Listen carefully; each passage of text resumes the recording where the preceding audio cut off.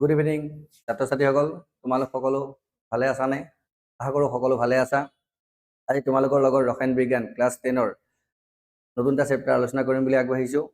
পাঠটো হৈছে মৌলৰ পৰ্যাবৃত্ত শ্ৰেণীবিভাজন। পাঠটোলৈ যোৱাৰ আগতে আমি যোৱা ক্লাছত আলোচনা কৰা ৰাসায়নিক বিক্ৰিয়া আৰু সমীকৰণ পাঠটো তোমালোকৰ বাবে কিমান ফলপ্ৰসূ হ'ল সেইটো তোমালোকে জনাবা। অৱশ্যে কেইজনমান ছাত্ৰ ছাত্ৰীয়ে ফোন যোগে জনাইছিলে যে আৰু নজনা দুই এটা কথা মোৰ পৰা জানিব বিচাৰিছে, মই সেইমতে জনাই দিছোঁ। আশা কৰোঁ তোমালোকেও কমেণ্ট কৰিবা। ঠিক আছে, এতিয়া আজি আমাৰ নতুন পাঠটোলৈ যাওঁ। পাঠটো হৈছে মৌলৰ পৰ্যাবৃত্ত শ্ৰেণীবিভাজন। ঠিক আছে, প্ৰথমতে আমি এতিয়া মৌলৰ পৰ্যাবৃত্ত শ্ৰেণীবিভাজন পঢ়িবলৈ যোৱাৰ আগতে প্ৰথমতে আমি জানিব লাগিব মৌল মানেনো কি। ধৰা এইডাল ধৰি ল'লোঁ চক। এই চকডাল আমি যদি কি কৰোঁ, চক মানে কি এবিধ পদাৰ্থ। গতিকে এই চকডাল আমি সৰু সৰু টুকুৰা কৰি দিলোঁ। টুকুৰা কৰিলে আমি কিছুমান সৰু সৰু টুকুৰা পাম। সেই টুকুৰাবিলাক ধৰা এইটো টুকুৰা এটা পালোঁ, এই টুকুৰাটো আৰু সৰু কৰিলে কি হ'ব, কিছুমান সৰু সৰু আৰু সৰু টুকুৰা পাম। টুকুৰাবিলাক ভাঙি গৈ থাকিলে কি পাম, কিছুমান অণু পাম। অণুবিলাক আৰু ভাঙি দিলে যিটো অৱস্থাত পিছত আৰু ভাঙিব পৰা নাযায় সেই সৰু অৱস্থাটোক আমি কি বুলি কওঁ, পৰমাণু বুলি কওঁ। অৰ্থাৎ আমি যদি এনেকৈ লিখোঁ, ধৰা চকডালক যদি মই পদাৰ্থ বুলি ধৰি লওঁ, চকডালক যদি মই পদাৰ্থ বুলি ধৰি লওঁ, পদাৰ্থটো সৰু সৰু টুকুৰা কৰি দিছিলোঁ, টুকুৰাবিলাকক আমি সৰু টুকুৰা কিছুমান বুলি ধৰি ল'লোঁ, সৰু টুকুৰা কিছুমান বুলি ধৰি ল'লোঁ। আৰু সেই সৰু টুকুৰাবিলাক ভাঙি দিয়াৰ পিছত আমি কি পাইছিলোঁ, অণু পাইছিলোঁ। আৰু অণুবিলাকৰ একেবাৰে শেষ অৱস্থা, যিটো আৰু অণু ভাঙিব পৰা নাযায় শেষ অৱস্থা, সেইটোক আমি কি বুলি কওঁ, পৰমাণু। পৰমাণু অৰ্থাৎ পদাৰ্থটো আমি সৰু সৰু টুকুৰাত ভাঙি দিলোঁ, ভঙাৰ পিছত কি পালোঁ, অণু পালোঁ। অণুবিলাক আৰু যিমান পাৰি সৰুকৈ ভাঙি দিয়াৰ পিছত যিটো লাষ্ট অৱস্থা, সেই অৱস্থাটোক আমি কি বুলি কওঁ, পৰমাণু বুলি কওঁ। এতিয়া এই পৰমাণুনো কোনবিলাক, আমি ক্লাছ 9ত পঢ়িছিলোঁ। পৰমাণু কোনবিলাক, ইলেক্ট্ৰন, প্ৰটন আৰু নিউট্ৰন। অৰ্থাৎ পৰমাণু ইলেক্ট্ৰন, প্ৰটন আৰু নিউট্ৰন পৰমাণুৰ কি কিছুমান মৌলিক কণা। ইলেক্ট্ৰনবিলাক মাইনাছ আখৰে বুজোৱা হয়, প্ৰটনবিলাক প্লাছ আখৰে বুজোৱা হয়, আৰু নিউট্ৰনবিলাক কি কৰা হয়, আধানহীন। আধানহীন কি ক'লো বুজি পাইছানে? পদাৰ্থ বুলি কৈ দিয়াৰ লগে লগে ধৰা চকডাল পদাৰ্থ, তাক সৰু সৰু টুকুৰা কৰিলোঁ, সৰু টুকুৰাবিলাক আৰু সৰু কৰিলোঁ, কি পালোঁ, অণু পালোঁ। অণুবিলাকক আৰু সৰু কৰি কি পালোঁ, পৰমাণু। পৰমাণুবিলাক কি ইলেক্ট্ৰন, প্ৰটন আৰু নিউট্ৰন নামৰ কিছুমান মৌলিক কণাৰে গঠিত। এতিয়া এই পৰমাণুবিলাক ধৰা উদাহৰণস্বৰূপে আমি পৰমাণু কাৰ কথা ক'ব পাৰোঁ, হাইড্ৰজেন, অক্সিজেন, নাইট্ৰজেন, এইবোৰ পৰমাণু। এই পৰমাণুবিলাক লগ লাগি পেলাই কি হয়, অণু। ধৰা হাইড্ৰজেন দুটা অণু, অক্সিজেন O2, এইবিলাক কিছুমান কি অণু। এই অণুবিলাক লগ লাগি পেলাই কি হয়, ধৰা হাইড্ৰজেন গেছ হ'ল, বা অক্সিজেন গেছ হ'ল। এতিয়া এই যে একে মৌল লগ লাগিছে, চোৱা, একে পৰমাণু লগ লাগি পেলাই হাইড্ৰজেন অণুটো হৈছে, একে পৰমাণু লগ লাগি পেলাই অক্সিজেন অণুটো হৈছে। এই হাইড্ৰজেন আৰু অক্সিজেন লগ লাগি পেলাই কি হৈছে, হাইড্ৰজেন H2 আৰু O2, H2 লগ লাগি পেলাই আমাৰ এটা পদাৰ্থ হাইড্ৰজেন গেছটো হৈছে O2, অণুবিলাক লগ লাগি কি হৈছে, অক্সিজেন গেছটো হৈছে।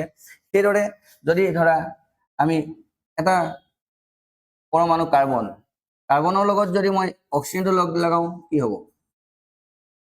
কাৰ্বন ডাই অক্সাইড। এই অণুটোনো কি, যদি কেইবাটাও কাৰ্বন ডাই অক্সাইডৰ অণু লগ লাগো কি পাম, কাৰ্বন ডাই অক্সাইড গেছটো পাম। কি কৈছোঁ বুজি পাইছা? যে পদাৰ্থ বুলি কৈ দিয়াৰ পিছত তাক সৰু সৰু টুকুৰা কৰিলোঁ, টুকুৰাবিলাক আৰু সৰু কৰিলোঁ, অণু পালোঁ। অণুবিলাক ভাঙি কি পালোঁ, পৰমাণু পালোঁ। পৰমাণুনো কি ইলেক্ট্ৰন, প্ৰটন আৰু নিউট্ৰন নামৰ কিছুমান মৌলিক কণাৰে গঠিত। এই মৌলিক কণাবিলাকক আমি কি বুলি কওঁ, পৰমাণু বুলি কওঁ। এতিয়া এই ইলেক্ট্ৰন, প্ৰটন, নিউট্ৰনৰ মৌলিক কণাৰে গঠিত বস্তুটো হৈছে কি, পৰমাণু। পৰমাণুবিলাক উদাহৰণস্বৰূপে ল'লোঁ হাইড্ৰজেন, অক্সিজেন, নাইট্ৰজেন পৰমাণু। এই পৰমাণুবিলাক দুটা হাইড্ৰজেন লগ লাগি হাইড্ৰজেন অণু হ'ল, দুটা অক্সিজেন লগ লাগি অক্সিজেন অণু হ'ল, বা কাৰ্বন এটা লগ লাগিলে আৰু অক্সিজেন লগ লাগি কাৰ্বন ডাই অক্সাইড অণুটো হ'ল। এই কাৰ্বন ডাই অক্সাইড যদি কেইবাটাও লগ লাগে তেতিয়াহ'লে কাৰ্বন ডাই অক্সাইড গেছটো হ'ব। মানে অক্সিজেন কেইবাটাও অণু লগ লাগিলে অক্সিজেন গেছটো হ'ব, হাইড্ৰজেন কেইবাটাও লগ লাগিলে হাইড্ৰজেন গেছটো হ'ব। এতিয়া যদি একে পৰমাণু লগ লাগি পেলাই যিবোৰ অণু হয়, সেই অণুবিলাকক আমি কি বুলি কওঁ, মৌল বুলি কওঁ। একে পৰমাণু লগ লাগি পেলাই যিবোৰ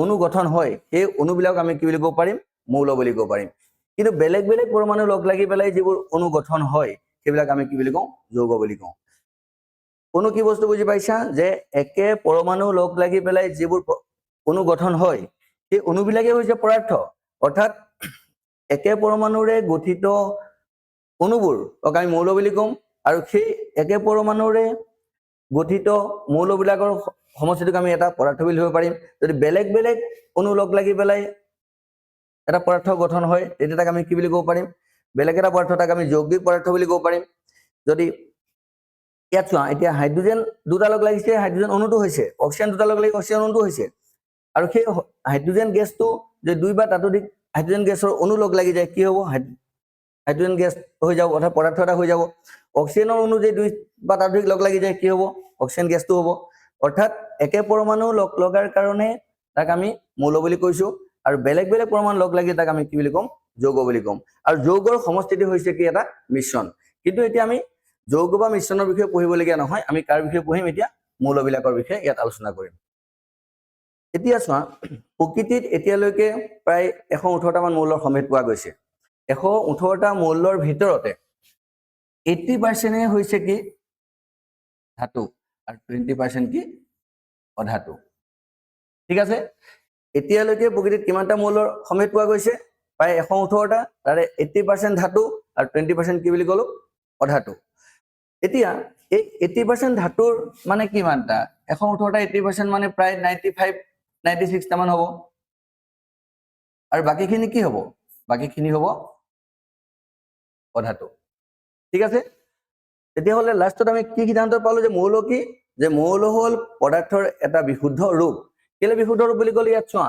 মৌল বুলি কৈ দিয়াৰ লগে লগে একে পৰমাণুৰে গঠিত হাইড্ৰোজেনটো অৰ্থাৎ দুইটা হাইড্ৰোজেন আছে বেলেগ তাত মিহলি হৈ থকা নাই গতিকে আমি একে পৰমাণুৰে গঠিত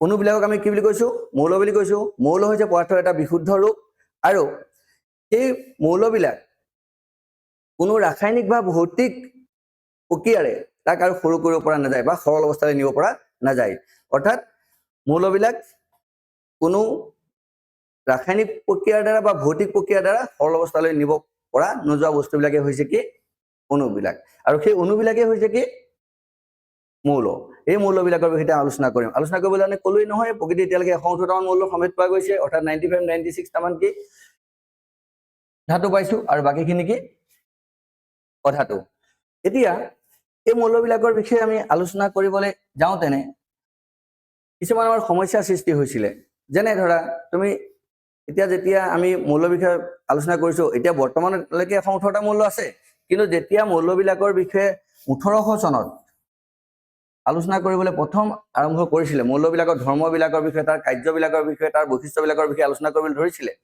তেতিয়া 1800 চনত মৌল প্ৰায় 30টা মান মৌল আৱিষ্কাৰ হৈছিলে কিমানটা বুলি ক'লো 30টা মৌল আৱিষ্কাৰ হৈছিলে এই 30টা মৌলৰ বিজ্ঞানীসকলে বিভিন্ন তথ্যবিলাক তাৰ পৰা জানিছিল তাৰ বৈশিষ্ট্য ধৰ্ম ধাতু অধাতু বিভিন্ন এই 30টা মৌলৰ বিষয়ে জানিছিলে কিন্তু জনা কথাখিনি এতিয়া প্ৰণালীবদ্ধভাৱে একত্ৰিত কৰি আলোচনা কৰিবলৈ যথেষ্ট অসুবিধা হৈছিলে এই অসুবিধাবিলাক দূৰ কৰিবৰ কাৰণে বিভিন্ন সময়ত বিভিন্ন বিজ্ঞানীয়ে প্ৰয়াস চলাইছিলে অৰ্থাৎ কি প্ৰয়াস চলাইছিলে মৌলবিলাক কেনেকৈ শ্ৰেণীবিভাজন কৰিব পাৰি তাৰ এটা প্ৰয়াস চলাইছিলে অৰ্থাৎ প্ৰণালীবদ্ধভাৱে অধ্যয়ন কৰিবলৈ সহজ হ'বৰ কাৰণে এটা প্ৰয়াস চলাইছিলে এই প্ৰয়াস চলাবলৈ যাওঁতেনে প্ৰথমতে আমাক এই 1800 চনৰ যেতিয়া 30টা মৌল আৱিষ্কাৰ হৈছিলে 30টা মৌল আৱিষ্কাৰ হোৱাৰ পৰা বিজ্ঞানীসকলেতো চিন্তা চৰ্চা কৰি আছে ধৰ্মবিলাক তথ্যবিলাকৰ ওপৰত 1817 চনত প্ৰথমতে ডবাৰিন নামৰ এজন কি হ'ল বিজ্ঞানীয়ে প্ৰথমতে মৌলবিলাক কেনেকৈ আমি প্ৰণালীবদ্ধভাৱে অধ্যয়ন কৰিব পাৰিম কিছুমান তাৰ তথ্য দাঙি ধৰিছিলে তেখেতে মৌলবিলাকক কি কৰিছিলে মৌলবিলাকক তেখেতে পৰমাণু ভৰৰ ওপৰত ভিত্তি কৰি এটা সিস্টেমত সজাব বিচাৰিছিলে কিন্তু তেখেতে প্ৰতিটো মৌলৰ ক্ষেত্ৰত পানীভৰ গণনা কৰিছিলে গণনা কৰি পেলাই প্ৰতি 3টা মৌল লৈ লৈ এটা গ্ৰুপ বনাইছিলে সেইকাৰণে তেখেতৰ যিটো শ্ৰেণীবিভাজন কৰাৰ ধাৰণা সেই ধাৰণাটোক আমি কি বুলি কওঁ ডবাৰিনৰ টায়ড বুলি কওঁ কাৰণ এই কাৰণে ডবাৰিনৰ টায়ড বুলি কোৱা হৈছে যে ডবাৰিনে কি কৰিছিলে মৌলবিলাকক 3টা মৌল লৈ পেলাই এটা গোট বনাইছিলে গোটটোত কি কৰিছিলে কাৰ ওপৰত বনাইছিলে ভিত্তি কৰি পৰমাণুৰ ভৰৰ ওপৰত ভিত্তি কৰি বনাইছিলে তেখেতে মৌলবোৰ পৰমাণু ভৰবিলাক গণনা কৰিছিলে গণনা কৰি পেলাই বৰ্ধিত কমন মৌলবোৰ পৰমাণুলৈ সজাইছিলে সেইকাৰণে মই ইয়াত লিখিছো চোৱা টাইট এটাৰ অৰ্থাৎ ডাবাইনৰ টাইট এটাৰ মৌল তিনিটাক সিহঁতৰ পাৰমাণবিক ভৰৰ বৰ্ধিত কমত সজালে মাজৰ পাৰমাণবিক ভৰ আন দুটা মৌলৰ পাৰমাণবিক ভৰৰ গড় মানৰ প্ৰায় সমান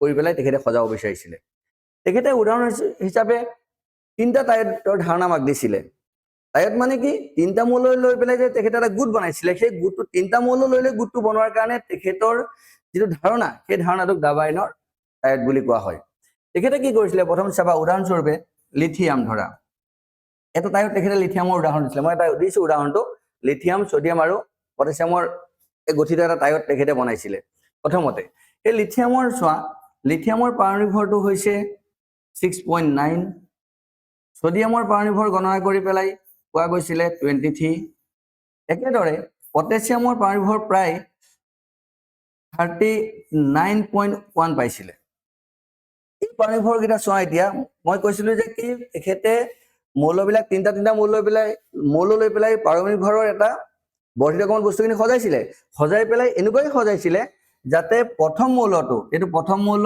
এইটো কি তৃতীয় মৌল ইহঁত দুটাৰ পাৰমাণবিক ভৰটো তেখেতে যোগ কৰিছিলে অৰ্থাৎ 6.9 যোগ 39.1 এতিয়া যোগ কৰি 2 হৰণ কৰিছিলে 2 হৰণ কৰি পেলাই কি পাইছিলে তলতটো 9 plus 1 10 0 9 plus 6 15 1 16 6 4 46 পাইছিলে 46 আকৌ 2 হৰণ কৰি কি পাইছিলে 23 এই 23 টোনো কি ছডিয়ামৰ পাৰমাণবিক ভৰৰ লগত মিলি গৈছিলে কি কৈছো বুজি পাইছা ডাবাইনে কি কৰিছিলে টাইট এটাৰ মৌল তিনিটাক সিহঁতৰ পাৰমাণবিক ভৰৰ বৰ্ধিত কমত সজাই পেলাই কি কৰিছিলে মাজৰটো পাৰমাণবিক ভৰ আন দুটা মৌলৰ পাৰমাণবিক ভৰৰ গড় মানৰ প্ৰায় সমান দেখিছিলে প্ৰায় সমান কেতিয়াবা পুৰা একুৰেট সমান নহব পাৰে এতিয়া চোৱা পাৰমাণবিক ভৰটো আমি যে ইয়াত লিখিছো 39.1 কিছুমান কিতাপত 39 লিখা আছে তেতিয়াতো আমাৰ 46 পুৰা নহব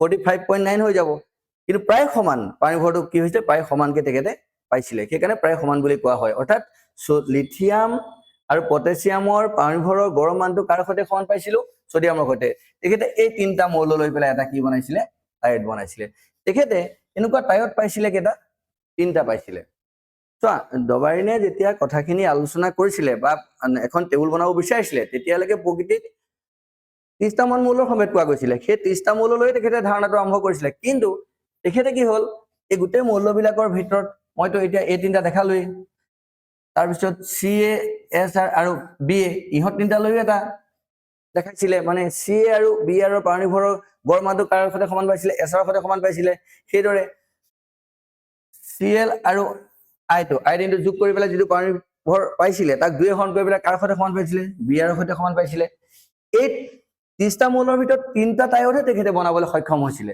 বাকীবিলাক মৌল কি হৈছিলে এই ধাৰণা তেখেতে যি ধাৰণা আমাক দিছিলে সেই ধাৰণাটো মানি চলা নাছিলে কি কৈছো বুজি পাইছা প্ৰথমতে তেখেতে যেতিয়া ডাবাইনৰ টাইট বুলি যিটো ধৰ্ম আমাক দিব বিচাৰিছিলে তেতিয়া 30টা মৌল আছিলে 30টা মৌলৰ ভিতৰত তেখেতে কেনেকৈ ধাৰণা দিছিলে যে মৌলবোৰৰ পাৰমাণবিক ভৰটো বৰ্ধিত কমত সজাই প্ৰথমটো আৰু 3 নম্বৰটো মৌলৰ গড় মানটো মাজৰ মানটোৰ সৈতে কি কৰিছিলে সমান পাইছিলে মাজৰ মানটো সমান পাইছিলে মানে কি ধৰা লিথিয়াম আৰু পটাছিয়ামৰ গড় মান লৈছিলে যোগ কৰি 2 হৰণ কৰি কাৰ সৈতে সমান পাইছিলে ছডিয়াম এইটো কৰি দেখালোৱেই তেনেদৰে এইকেইটাৰো একেটা ধৰ্মই তেখেতে পাইছিলে মানে একেটা সিস্টেমতে সজাব পাৰিছিলে কিন্তু পিছত যেতিয়া মৌলৰ সংখ্যাও বাঢ়ি গৈ আছে মৌলৰ সংখ্যাটো দিনে বাঢ়ি গৈ আছে 1800 চনৰ পৰা আজি লৈকে কিমান হ'ল 1800 চনত 30টা মৌলৰ সমেত পাইছিলে গৈ আজি গৈ কিমান হ'ল 118টা হ'ল এনেকৈ মৌলৰ সংখ্যা বাঢ়ি গৈ আছিলে সময় বাগৰি যোৱাৰ লগে লগে মৌলৰ সংখ্যা বাঢ়ি গৈ আছে এতিয়া তেখেতৰ এই তিনিটা টাইটৰ বাহিৰে বেলেগ কোনো তেখেত ধৰ্ম আমাক দেখাব পৰা নাছিলে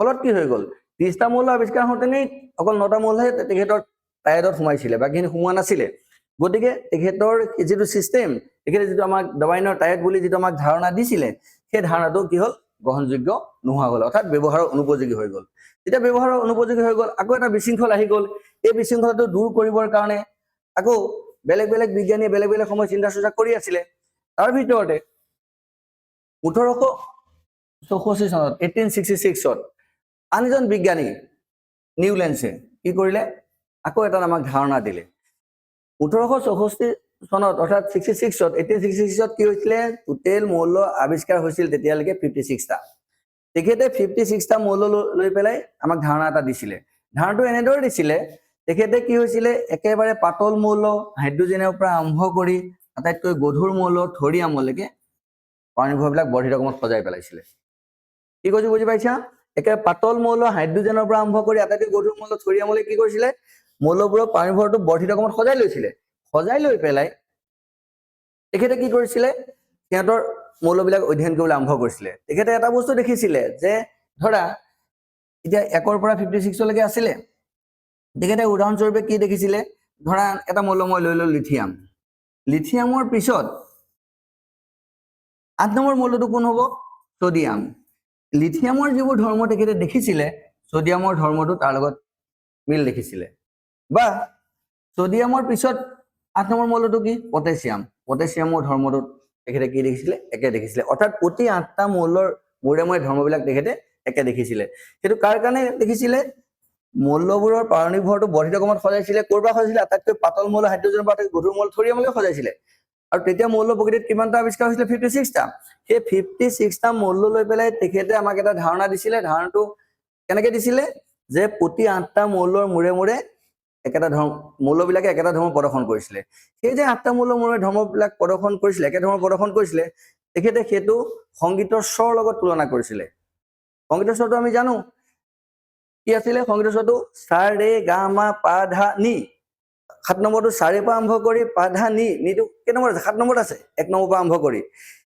সাৰেটো 1 নম্বৰত যদি আমি ধৰিলো সা ৰে পা ধা নি সা নিলৈকে নিটো 7 নম্বৰ আছিল আকৌ 8 নম্বৰটো কি হ'ল সা আহি গ'ল নাই তেনেকৈ তেখেতে লিথিয়ামৰ লগত সোডিয়ামৰ ধৰ্মটো একে পাইছিলে যেনেকৈ প্ৰথমতে সা পৰা আৰম্ভ কৰি নিট 7 আছিলে আকৌ সা আহি গৈছিলে আকৌ 8 নম্বৰটো মিলি গৈছিলে প্ৰথম সাটোৰ লগত 8 নম্বৰ সাটো মিলি গৈছিলে তেনেকৈ লিথিয়ামৰ পাৰণিভৰটোৰ লগত সোডিয়ামৰটো একে পাইছিলে অৰ্থাৎ 8 নম্বৰ মৌলটো একে পাইছিলে সোডিয়ামৰ পিছত আকৌ কাৰ একে পাইছিলে পটাছিয়ামৰ একে পাইছিলে বা বেলেগ এটা উদাহৰণ ধৰা মেগনেছিয়ামটো যদি মই 1 নম্বৰ বুলি ধৰি লওঁ 8 নম্বৰ মৌলটো কোন কেলছিয়ামৰ ধৰ্ম তেখেতে একে পাইছিলে কি কৈছো বুজি পাইছা হাইড্ৰজেনৰ পৰা থৰিয়ামলৈকে বৰ্তমান সজাইছিলে 56টা মৌল সজাই লৈ প্ৰতি 8 নম্বৰ মৌলটো একেটা ধৰ্ম প্ৰদৰ্শন কৰিছিলে এটা তেখেতে কাৰ লগত তুলনা কৰিছিলে সংগীতৰ স্বৰ সাৰেগামা পাধা নিচাৰ লগত তুলনা কৰিছিলে হয় নহয় প্ৰথমটো কি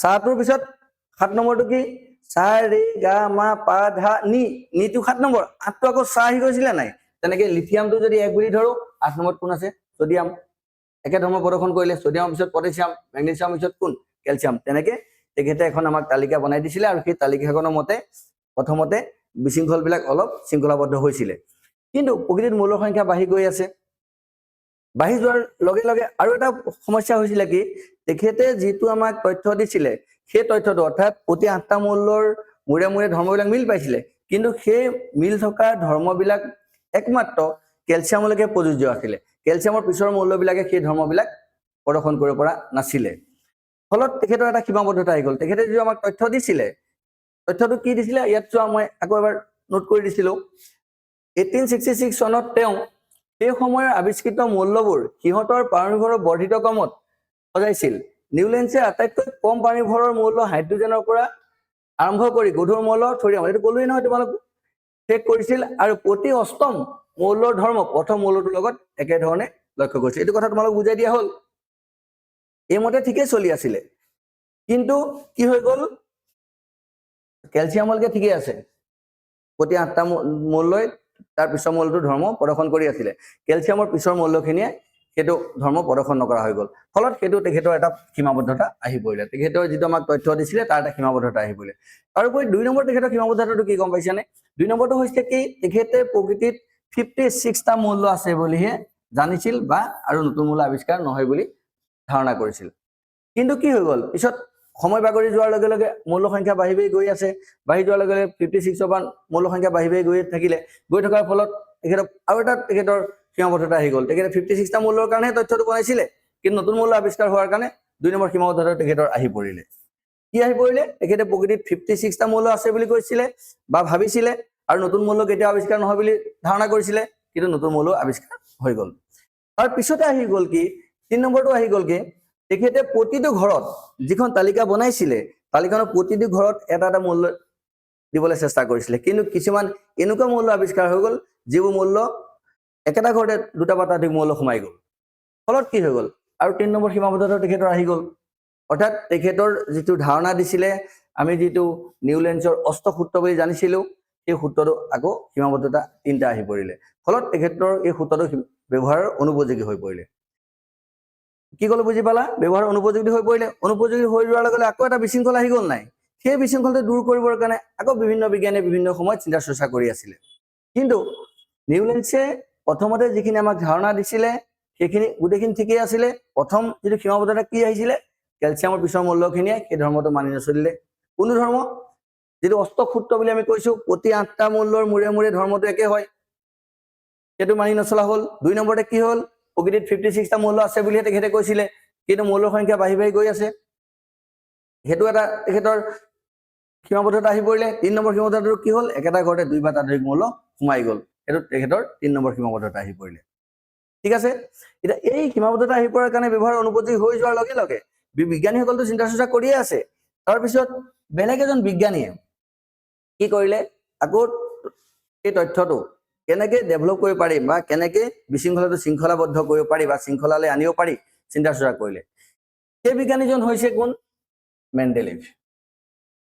মেণ্ডেলিভে কি কৰিলে বস্তুটো দবাইনো পাৰ্নিভৰৰ ওপৰত বেছ কৰি কাম কৰিছিলে নিউলেন্সেও পাৰ্নিভৰৰ ওপৰত বেছ কৰি কাম কৰিছিলে মেণ্ডেলিভেও সেই একেটা কামেই কৰিছিলে পাৰ্নিভৰৰ ওপৰত বেছ কৰি কাম কৰিছিল তেখেতে মূল্যবিলাক লৈ পেলাই পাৰ্নিভৰটো গণনা কৰিছিলে যেতিয়া মেণ্ডেলিভে এই কামটো কৰিব বিচাৰিছিল তালিকাখন বনাব বিচাৰিছিলে তালিকাখন বনাবলৈ বিচাৰোঁতে প্ৰকৃতিত তেতিয়া মাত্ৰ 63টা মূল্যহে আৱিষ্কাৰ হৈছিলে তেতিয়া মেণ্ডেলিভে কামটো কৰিব ধৰিছিলে অৰ্থাৎ তালিকাখন বনাব বিচাৰিছিলে তেখেতে কি কৰিছিলে মূল্যবিলাকক তেখেতে 63টা মূল্যক 1ৰ পৰা 1 2 3 কে 63টা মূল্য তেখেতে সিএল কৰি লৈ লৈছিলে লৈ প্ৰতিটো মূল্যৰ তেখেতে ধৰ্মবিলাক বিবেচনা কৰিছিলে ধৰা 1 নম্বৰ মূল্য ধৰ্মটো ইয়াত বিবেচনা কৰিলে কৰি পেলাই এইটো ঘৰত এক স্থান দিলে ইয়াত ধৰ্মবিলাক বিবেচনা কৰিলে 2 নম্বৰ মূল্য ধৰ্মবিলাক বিবেচনা কৰিলে ধৰ্মবিলাক ইয়াত স্থান দিলে 3 নম্বৰ মূল্যটো বিবেচনা কৰিলে ইয়াৰ ধৰ্মবিলাক ইয়াত স্থান দিলে 4 নম্বৰ মূল্যটো বিবেচনা কৰিলে 4 নম্বৰ মূল্যটো কি হৈ গ'ল ধৰ্মবিলাক 1 নম্বৰটোৰ লগত মিলি গ'ল মিলি যোৱাৰ কাৰণে তেখেতে কি কৰিলে 1 নম্বৰটোৰ তললৈ 4 নম্বৰ মূল্যটো লৈ আহিলে 5 নম্বৰ মূল্যটো আলোচনা কৰিলে তেখেতে তাৰ লগত মিলা নাই 5টো ইয়াত দিলে 6 নম্বৰটো আলোচনা কৰিলে 6টো মিলা নাই ধৰি ললো ইয়াত দিলে 7 নম্বৰটো ধৰ্মটো কাৰ লগত মিলি গ'ল ধৰি ললো 3 নম্বৰটোৰ লগত মিলি গ'ল ইয়ালৈ আহি গ'ল তেনেকৈ তেখেতে এখন তালিকা বনাই পেলাইছিলে যিখন তেখেতে তালিকা বনাইছিলে তেখেতে তালিকাখনত 1ৰ পৰা তেখেতৰ তালিকাখনত 8টা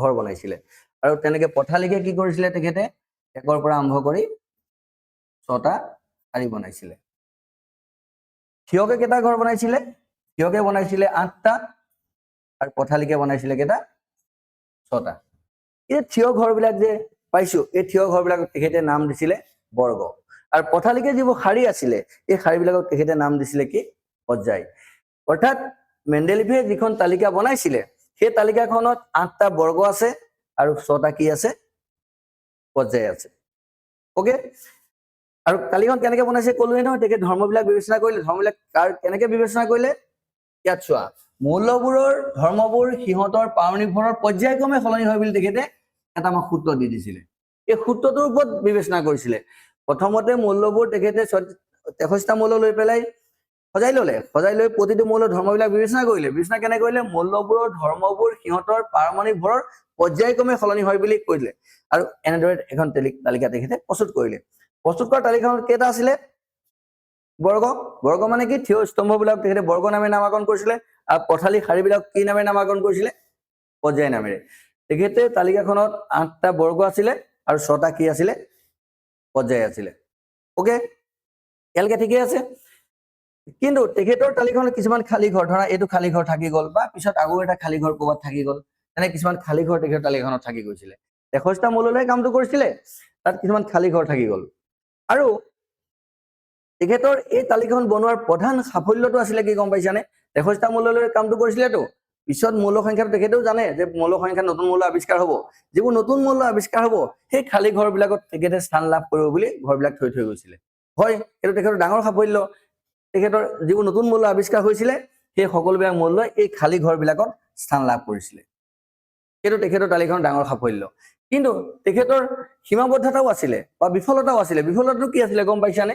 সেইটো হৈছে কি, তেখেতে প্ৰতিটো ঘৰ চোৱা, এইবোৰ ঘৰ কিছুমান ঘৰতে ভাগ কৰি পেলাইছিলে, প্ৰতিটো ঘৰত এটা এটা মৌল দিব লাগিছিলে। কিন্তু কিছুমান এনেকুৱা মৌল আৱিষ্কাৰ হৈ গ'ল বা একেটা ঘৰতে 3টা 4টা মৌলও সোমাই পৰিলে, 2 বা তাতোধিক মৌল একেটা ঘৰতে সোমাই পৰিলে। সোমাই পৰাৰ লগে লগে কি হ'ল, সেইটো এটা আকৌ বিশৃংখল আহি পৰিলে। তেখেতে মৌলবোৰ কেনেকে সজাইছিলে বুলি ক'লো, মৌলবোৰৰ ধৰ্মবোৰ সিহঁতৰ পাৰমাণৱিক ভৰৰ পৰ্যায়ক্ৰমে সলনি হয় বুলি কৈছিলে। সেইমতে কেনেকে সজাইছে মই দেখাই দিলোৱে তোমালোকক। আৰু কেইটা বৰ্গ আছিল বুলি ক'লো, 8টা বৰ্গ। পৰ্যায় কেইটা? 6টা। এইদৰে তালিকাখন বনাই দিলে। বনোৱাৰ পিছত কি হ'ল, নতুন মৌল আৱিষ্কাৰ হ'ল। আৱিষ্কাৰ হোৱা মৌলবিলাকে নতুনবিলাকে খালী জেগাত স্থান লাভ কৰিলে। সেইটো সাফল্য বুলি ক'লোৱে তোমালোকক, সফলতা তেখেতৰ। আৰু বিফলতাটো কি হ'ল, একেটা ঘৰতে 2 বা তাতোধিক মৌল সোমাই গ'ল। গতিকে আমাৰ তালিকাখন কি হ'ল, এটা বিশৃংখল আহি গ'ল নাই। এই বিশৃংখলতাবোৰটো আহি যোৱাৰ কাৰণে কি হৈ গ'ল, আকৌ বিশৃংখলতা দূৰ কৰিব লাগিব। দূৰ কৰিবৰ কাৰণে বিভিন্ন বিজ্ঞানী চিন্তা চৰ্চা কৰি আছে। ইয়াৰ পিছতে আন এজন বিজ্ঞানী, যিজন বিজ্ঞানী বৰ্তমান ব্যৱহৃত হৈ থকা তালিকাখন আমাক দিছে, যিখনক আমি আধুনিক পৰ্যায়বৃত্ত তালিকা বুলি কওঁ। সেই তালিকাখন তেখেতে কি কৰিছিলে, এখন তালিকা বনাইছিলে 1913 চনত। 1913 চনত যিখন তালিকা তেখেতে বনাইছিলে, সেই তালিকাখনত তেখেতে কিন্তু আগৰ কিজনৰ গতে মৌলৰ পাৰমাণৱিক ভৰৰ ওপৰত ভিত্তি কৰি সজোৱা নাছিলে। তেখেতে তালিকাখন কি কৰিছিলে, পাৰমাণৱিক ভৰৰ সলনি পাৰমাণৱিক সংখ্যাৰ ওপৰত ভিত্তি কৰি তেখেতে সজাইছিলে তালিকাখন। ঠিক আছে, ডবাইনে পাৰমাণৱিক ভৰৰ ওপৰত ভিত্তি কৰি সজাইছিলে, সেইটো ক'ত পালো আমি। নিউলেন্সেও পাৰমাণৱিক ভৰৰ ওপৰত ভিত্তি কৰি সজাইছিলে। তাৰপিছত মেণ্ডেলিফেও পাৰমাণৱিক ভৰৰ ওপৰত ভিত্তি কৰি সজাইছিলে। কিন্তু তেখেতসকলৰ তালিকাখনৰ কিছুমান সীমাবদ্ধতা থকাৰ কাৰণে ব্যৱহাৰ অনুপযোগী হৈ আহি আছে। তাৰপিছত এতিয়া বৰ্তমান যিখন আমি ব্যৱহাৰ কৰি আছো, যিখন আমি আধুনিক পৰ্যায়বৃত্ত তালিকা বুলি কওঁ, সেই তালিকাখন তেখেতে কোনে বনাইছিল? তালিকাখন মছলি নামৰ এজন বিজ্ঞানীয়ে। তেখেতে কাৰ ওপৰত ভিত্তি কৰি বনাইছিলে? পাৰমাণৱিক সংখ্যাৰ ওপৰত ভিত্তি কৰি বনাইছিলে। ওকে, পাৰমাণৱিক সংখ্যাৰ ওপৰত ভিত্তি কৰি তেখেতে তালিকাখন বনালে। তালিকাখন বনোৱাৰ পিছত তেখেতে কিন্তু কিছুমান ধাৰণাত মেণ্ডেলিফৰ পৰাও গ্ৰহণ কৰিছিলে। মেণ্ডেলিফে যেনেকে তালিকাখনত 8টা বৰ্গ আৰু 6টা পৰ্যায় আছিলে, কিন্তু তেখেতৰ তালিকাখনত 8টা বৰ্গ নহয়, তেখেতৰ তালিকাখনত 1ৰ পৰা আৰম্ভ কৰি 18টা বৰ্গ আছিলে। বৰ্গ মানে গম পাইছে, থিয় স্তম্ভ বৰ্গ বুলি কয়। আৰু 1ৰ পৰা আৰম্ভ কৰি ইয়াত কেইটা আছিলে? 7টা পৰ্যায় আছিলে। ঠিক আছে, যিখন তালিকা আধুনিক পৰ্যায়ৰ তালিকা বুলি আমি কওঁ, সেই তালিকাখনক কোনে বনাইছিলে? মছলিয়ে বনাইছিলে। তেখেতে কি কৰিছিলে, বৰ্গ কেইটা দিছিলে? 18টা। পৰ্যায় কেইটা আছিলে? 7টা। আৰু কাৰ ওপৰত ভিত্তি কৰি বনাইছিলে? মৌলবোৰৰ ধৰ্মবোৰ সিহঁতৰ পাৰমাণৱিক সংখ্যাৰ পৰ্যায়ক্ৰমে, পাৰমাণৱিক সংখ্যাৰ পৰ্যায়ক্ৰমে সলনি হয় বুলি কৈছিলে। এই তালিকাখনত যেতিয়া বনাইছিলে, বনাওঁতেনে কি হৈছিলে, বৰ্গ কথা ক'লে 18টা, পৰ্যায় কেইটা আছে? 7টা। তেওঁ তালিকাখনত যিখিনি মৌল স্থান দিব পাৰে দিছিলে। তালিকাখনৰ বাওঁফালে, অৰ্থাৎ বাওঁফালে যিবোৰ মৌল আছিলে সেইবোৰ কি দিছিলে? এই ধাতুক স্থান দিছিলে। সোঁফালে যিবোৰ মৌল আছিলে সেইখিনি কি দিছিলে? অধাতুক স্থান দিছিলে। আৰু মাজতে বেকাকৈ এটা লাইন আছিলে, এই বেকা ঘৰখিনিক কি কৰিছিলে? তেখেতে ধাতুকল্প বুলি চিনাক্ত কৰিছিলে। অৰ্থাৎ তেখেতে যিখন তালিকা আমাক দিছিলে, বৰ্গ 18টা, পৰ্যায় 7টা, তালিকাখনৰ বাওঁফালে ধাতু, সোঁফালে অধাতু, আৰু বেকাকে যিখিনি মৌল আছিলে সেইখিনিক আমাক কি বুলি কোৱা হৈছিলে? ধাতুকল্প বুলি কোৱা হৈছিলে। কিন্তু কিছুমান আন্তঃসংক্ৰমণহীন মৌল আছিলে, যিবিলাক মৌল পৰ্যায়বৃত্ত তালিকাখনত স্থান দিব পৰা হোৱা নাছিলে, সেই মৌলবিলাক তেখেতে কি কৰিছিলে? তালিকাখনৰ তলত, ইয়াত তালিকাখনৰ তলতে 2টা ঘৰ তেনেকে বনাই পেলাইছিলে। গম পাইছা? 2টা ঘৰ বনাই পেলাইছিলে। এই 2টা ঘৰ বনাই পেলাই ইয়াত 14টাকে মৌল দিছিলে। ইয়াত 14টাকে মৌল দি এখন তালিকা, মেইন তালিকাখনৰ তলত 2টা শাৰী বনাইছিলে। সেই মৌলখিনি লেন্থেনাইট আৰু এক্টিনাইট বুলি কোৱা হয়। তাত কেইটাকে মৌল আছিলে? এটা শাৰী, 14টাকে মৌল আছিলে। সেই মৌলবিলাক পৰ্যায়তালিকাখনত স্থান দিব পৰা নগৈছিলে। নোযোৱাৰ কাৰণে সেই আৱিষ্কৃত মৌলখিনিৰ স্থান আমি ক'ত দিব লাগিব? তালিকাখনৰ তলত লেন্থেনাইট আৰু এক্টিনাইট বুলি কিছুমান মৌল তেখেতে 14টাকে, এটা শাৰী 14টাকে মৌল দি পেলাই 2টা শাৰী আমাক বনাই দিছিলে। এইখনে হৈছে বৰ্তমানলৈকে চলি থকা আধুনিক পৰ্যায় তালিকাখন। এই তালিকাখনত মৌলবিলাককতো আমাৰ স্থান দিয়া হয়, হয় নহয়? এই মৌলবিলাক আমি স্থান দিবলৈ যাওঁতেনে তেখেতে প্ৰথম ঘৰৰ মৌলবিলাকক আৰু 18 নম্বৰ বৰ্গৰ মৌলবিলাক বিশেষভাৱে আমি জানিব লাগে প্ৰথম বৰ্গৰ মূল্যবিলাকক কোৱা হয় এলকালি মূল্য এইকাৰণে এলকালি মূল্য বুলি কোৱা হয় ইয়াত চোৱা প্ৰথম বৰ্গৰ মূল্য তোমালোকে কিতাপত দেখিবা যে প্ৰথম বৰ্গৰ মূল্যবিলাক কোন আছে হাইড্ৰোজেন আছে লিথিয়াম আছে সোডিয়াম আছে প্ৰতিটো মূল্যৰ বহিঃখোলত এটা এটা ইলেক্ট্ৰন আছে এটা ইলেক্ট্ৰন একেবাৰে ধৰা লিথিয়ামৰ পৰা হাইড্ৰোজেনৰ পৰা একেবাৰে ধৰা ফেনচিয়ামলৈকে প্ৰতিটো বহিঃখোলত কেইটা ইলেক্ট্ৰন আছে এটা ইলেক্ট্ৰন আছে সেই এটা ইলেক্ট্ৰন থকাৰ কাৰণে এই মৌলখিনিক তেখেতে কি নামেৰে নামকৰণ কৰিছিলে এলকালি মৌল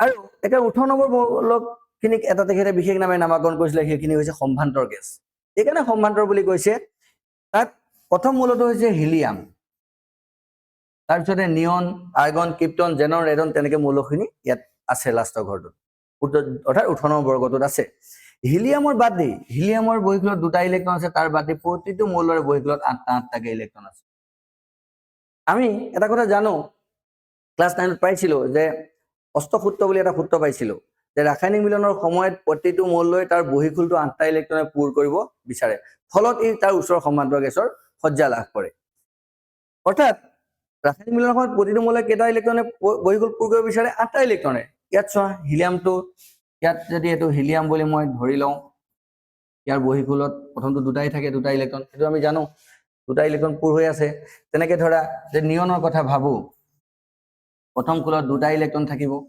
পিছৰ খোলত কেইটা থাকিব 4টা 5টা 6টা 7টা 8টা 10টা হৈ গ'ল নিয়নৰ হৈ গ'ল নিয়নৰ বহিঃখোলটো ফিল আপ হৈ আছে এনেকে আৰ্গন ক্ৰিপ্টন জেনন ৰেডন সবৰে বহিঃখোলটো ফিল আপ হৈ আছে অৰ্থাৎ এই মৌলবিলাকৰ ৰাসায়নিক বিক্ৰিয়া কৰাৰ প্ৰৱণতা নাই ইচ্ছা নাই কি কাৰণে নাই ইয়াৰ বহিঃখোলটো সুস্থিৰেই ইলেক্ট্ৰন আদান প্ৰদান কৰাৰ প্ৰৱণতাই নাই গতিকে সেই গেছ মৌলখিনি অৰ্থাৎ 18 নম্বৰ মৌলখিনিক আমি কি নামেৰে নামকৰণ কৰিছো সম্ভান্তৰ গেছ আৰু প্ৰথমখিনি অতি সহজে ৰাসায়নিক বিক্ৰিয়া কৰিব পাৰে বহিঃখোলত এটা ইলেক্ট্ৰন আছে এটা ইলেক্ট্ৰন ত্যাগ কৰিলে কি হ'ব ৰাসায়নিক বিক্ৰিয়া কৰিব পাৰিব গতিকে প্ৰথম বৰ্গৰ মৌলখিনিক আমি এলকালি বুলি ক'লো আৰু শেষৰ বৰ্গৰ মৌলবিলাকক আমি মেইনলি সমান্তৰ গেছ বা নিষ্ক্ৰিয় গেছ বুলি ক'ব পাৰো ঠিক আছে মেণ্ডেলৰ পৰ্যায়তালিকাখন কাৰ ওপৰত ভিত্তি কৰি বনাইছে বুলি আমি পালো মৌলবোৰৰ ধৰ্মবোৰ সিহঁতৰ পাৰমাণৱিক সংখ্যাৰ পৰ্যায়ক্ৰমে সলনি হয় তাত মেইনলি কি পালো 18টা বৰ্গ থাকে 7টা পৰ্যায় থাকে আৰু তালিকাখনত যিবোৰ আন্তঃসংযোগী মৌল সেইবিলাক স্থান ক'ত দিয়া হৈছিল তালিকাখন তলত দুটা ভাগত দিয়া হৈছিল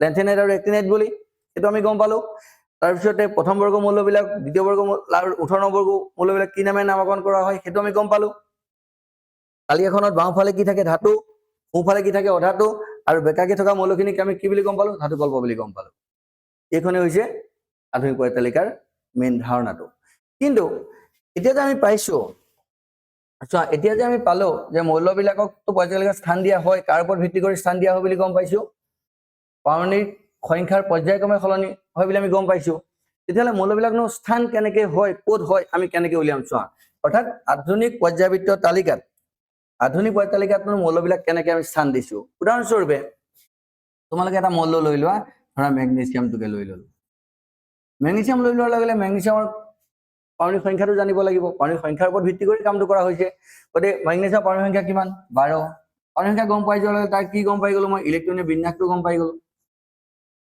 হল আৰু এটা উদাহৰণ হিচাপে লৈ ললো ধৰা লৈ ললো কি ললো কেলছিয়ামকে লৈ ললো ঠিক আছে কেলছিয়ামৰ কিমান 20 তাৰ কি হ'ব 2882 এটাতো গম পাইছা এটা মৌল আমি ললো এই পৰ্যায়তালিকাৰ স্থাননো ক'ত ইয়াত চাম এতিয়া এই স্থান চাবলৈ যাওঁতে প্ৰথমতে আমি চাম কি ইয়াত খুল কেইটা আছে খুল মানে কক্ষ কেইটা আছে ইয়াত 3টা অৰ্থাৎ খুলবিলাকে অৰ্থাৎ কক্ষবিলাকে আমাক বুজায় পৰ্যায় পৰ্যায়টো কি বস্তু ক'লোৱে ন পথালিকাটো শাৰীবিলাকক পৰ্যায় আৰু বহিঃখোলৰ যিটো ইলেক্ট্ৰন বহিঃখোলৰ ইলেক্ট্ৰনটোৱে কি বুজায় বহিঃকক্ষৰ খুলৰ বুলি ক'লো হো বহিঃকক্ষৰ ইলেক্ট্ৰনটোৱে কি বুজায় আমাক বৰ্গ বুজায় মনত হৈছেনে যেতিয়া মৌল এটাৰ পৰ্যায়তালিকাৰ স্থান বিবেচনা কৰিবলৈ যাওঁতে প্ৰথম কি হ'ব তাত খুল কেইটা আছে কক্ষ কেইটা চাম কক্ষতে কি বুজাব পৰ্যায় বুজাব আৰু বহিঃখোলৰ ইলেক্ট্ৰনটোৱে কি বুজাব বৰ্গ বুজাব তেতিয়াহ'লে ইয়াত খুল 3টা বা কক্ষ 3টা আছে কাৰণে গম পাই গলো ই ক'ত থাকিব তৃতীয় পৰ্যায়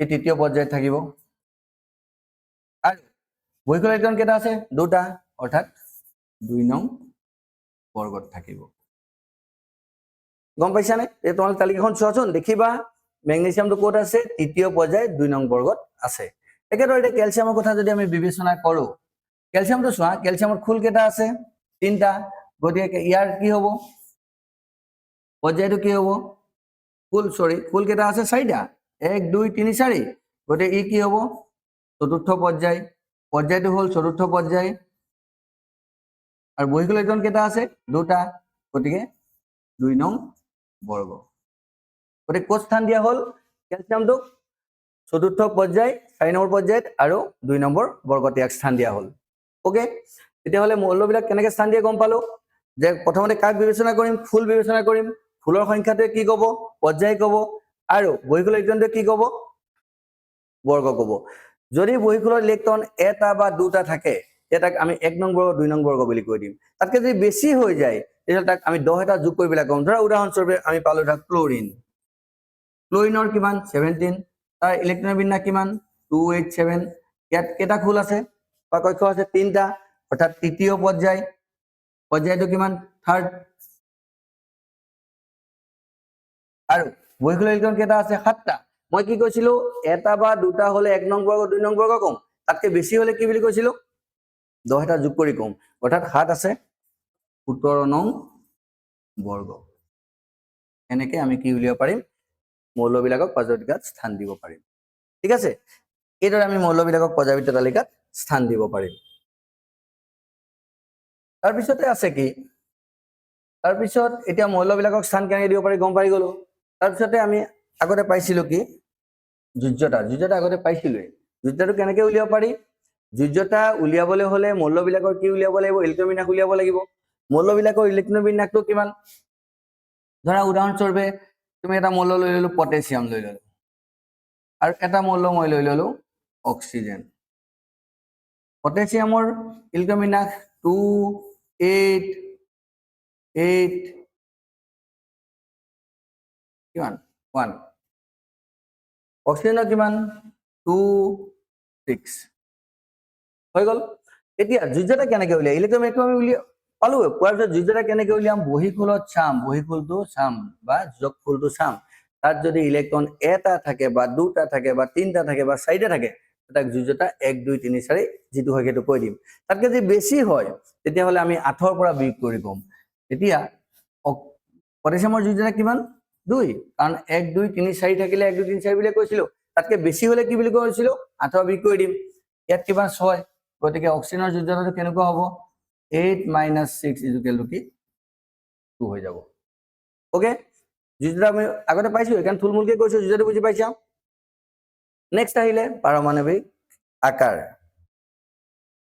পাৰমাণৱিক আকাৰটো কি পৰমাণু এটাৰ আকাৰ কাৰ ওপৰত নিৰ্ভৰ কৰিব পৰমাণু এটাৰ আকাৰ নিৰ্ভৰ কৰিব পৰমাণুৰ ব্যাসাৰ্ধৰ ওপৰত পৰমাণুৰ আকাৰ কাৰ ওপৰত নিৰ্ভৰ কৰিব পৰমাণুৰ ব্যাসাৰ্ধৰ ওপৰত পৰমাণু এটাৰ ব্যাসাৰ্ধনো কেনেকৈ আমি জুখিম ধৰা এটা মৌল লৈ ললো মই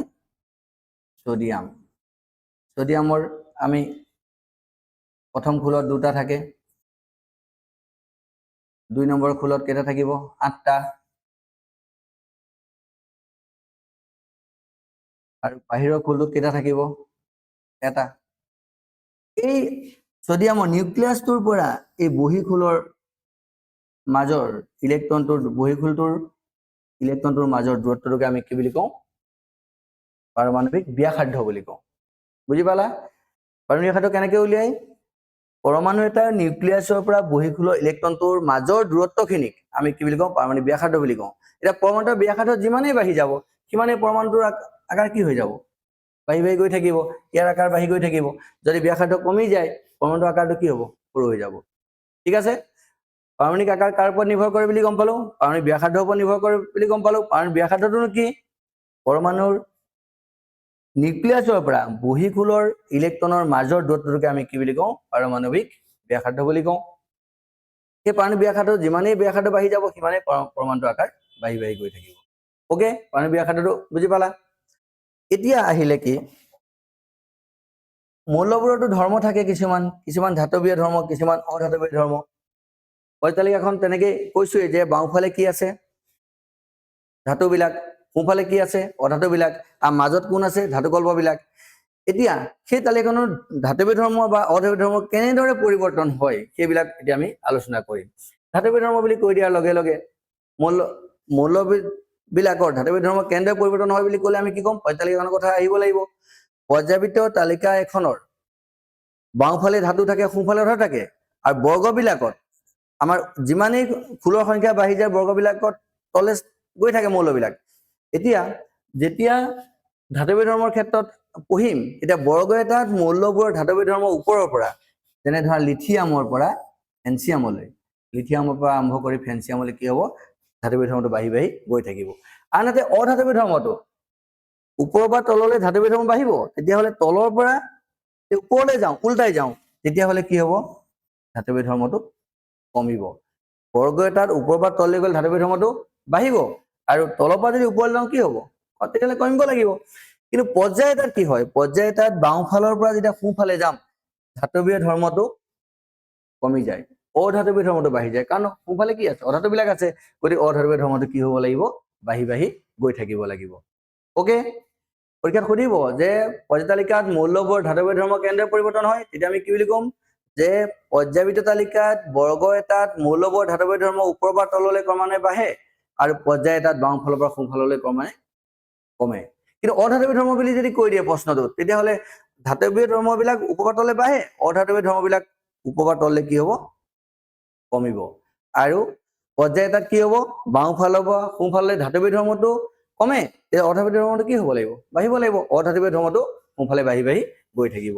এইদৰে পৰ্যায়বৃত্ত তালিকাখনত মৌলবোৰ ধাতৱী ধৰ্মটোৰ পৰিৱৰ্তন ঘটে বা অধাতৱী ধৰ্মৰ পৰিৱৰ্তন ঘটে তাৰপিছতে তালিকাখনত মই কৈছিলো যে তালিকাখনৰ মাজত কি থাকে বেকাকে যিখিনি মৌল আছে সেইখিনি কি মৌল বুলি নামাকৰণ কৰিছিলো মই ধাতুকল্প বুলি কৈছিলো এই ধাতুকল্পবিলাকনো কি যিবোৰ মৌলই ধাতু আৰু অধাতু দুইটাৰে ধৰ্ম বহন কৰে সেই মৌলবিলাকক আমি কি বুলি কওঁ ধাতুকল্প বুলি কওঁ কি বুলি ক'লো যে যিবোৰ মৌলই ধাতু আৰু অধাতু দুইটাৰে ধৰ্ম বহন কৰে সেই মৌলবিলাক আমি কি মৌল বুলি ক'ব পাৰো ধাতুকল্প বুলি ক'ব পাৰো ওকে এই ধাতুকল্পনো কোনবিলাক ধাতুকল্প বৰ্তমানলৈকে 7টা আছে boron silicon germanium arsenic antimony tellurium আৰু পলনিয়াম এইকেইটাক আমি কি বুলি ক'ব পাৰো ধাতুকল্প বুলি ক'ব পাৰো এই কাৰণে ধাতুকল্প বুলি কৈছো ইহঁতে ধাতু আৰু ধাতু দুইটাৰে ধৰ্ম প্ৰদৰ্শন কৰিব পাৰে ওকে এই মৌলবিলাক কি কৰিব পাৰে ধাতু আৰু অধাতু দুইটাৰে ধৰ্ম প্ৰদৰ্শন কৰিব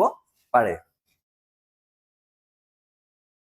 এতিয়া এই গোটেই যিখিনি আমি এতিয়া তথ্য আলোচনা কৰিলো বা পাঠটোৰ থুলমূল কথাখিনি আলোচনা কৰিলো এতিয়া মই প্ৰশ্ন এনসাৰৰ যোগেদি এইখিনি গোটেই পাঠটোত যিখিনি যাৱতীয় কুৱেশ্যন আছে যিখিনি ইম্পৰ্টেণ্ট কুৱেশ্যন আছে পৰীক্ষাত আহিবলগীয়া আমি আলোচনা কৰিম আজি প্ৰথমে আমি কাৰ কথা আলোচনা কৰিলো মৌলৰ কথা মৌলটো তোমালোকে বুজি পালা মৌল হৈছে পদাৰ্থৰ এটা বিশুদ্ধ ৰূপ হল 2 নম্বৰতে কাৰ বিষয়ে পঢ়িলো প্ৰকৃতিত এতিয়ালৈকে 118টা মান মৌল আৱিষ্কাৰ হৈছে 1800 চনত কিমানটা মৌল আছিলে 30টা 30টা মৌলৰ পৰা গৈ এতিয়া 118টা মৌল হ'লগে প্ৰথমতে আমাক ধাৰণাটো কোনে দিছিলে ডবাইনে দিছিলে 1817 চনত তাৰপিছত কোনে দিছিলে 1866 ত নিউলেন্সে দিছিলে তাৰপিছত কোনে দিছিলে মেন্ডেলিফে দিছিলে আৰু বৰ্তমান যিখন মছলি দিয়া 1913 চনত সেইখন বৰ্তমানলৈকে চলি আছে সেই তালিকাখন আমি কি বুলি নামকৰণ কৰিছো আধুনিক পৰ্যায়বৃত্ত তালিকা আৰু তাৰ আনটা নাম হৈছে কি দীৰ্ঘাকৃতি পৰ্যায়বৃত্ত তালিকা বুলি তাক নামকৰণ কৰা হয় ওকে এই কথাখিনি আমি থুলমূলকৈ আলোচনা কৰিলো এতিয়া